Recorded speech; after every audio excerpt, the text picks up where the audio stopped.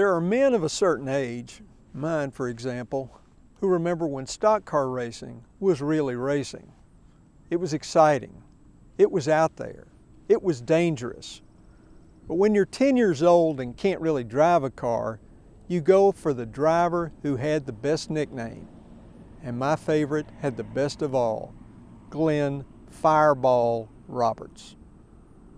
Not only was Glenn Roberts a champion, he was a legend. He was a star.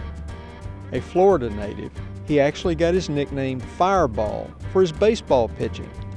But he then started racing cars and racing them very well.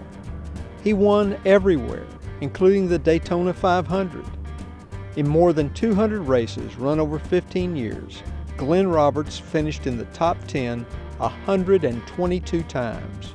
He won the pole position 32 times, and he won the whole race 33. In 1963, they all came here for the first Augusta 510 here at the Augusta Speedway.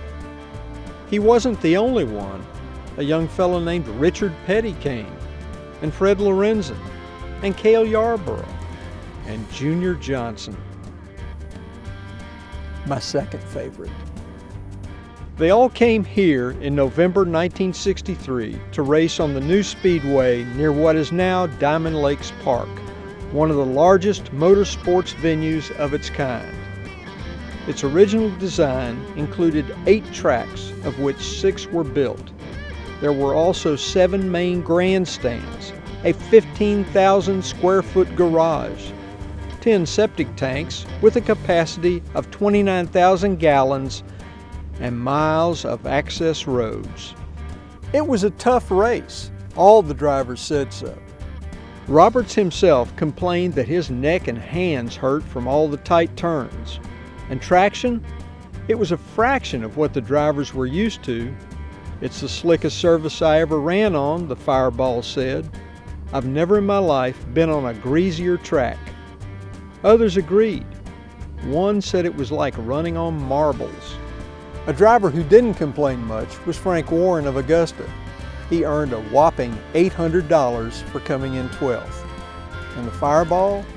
Well, the driver of car number 22, a Ford and not the Pontiac that was in the program, he won it all. He got $13,000. Stock car racing is a dangerous sport, and Glenn Roberts would be dead 8 months later from the injuries he suffered in a fiery crash in Charlotte.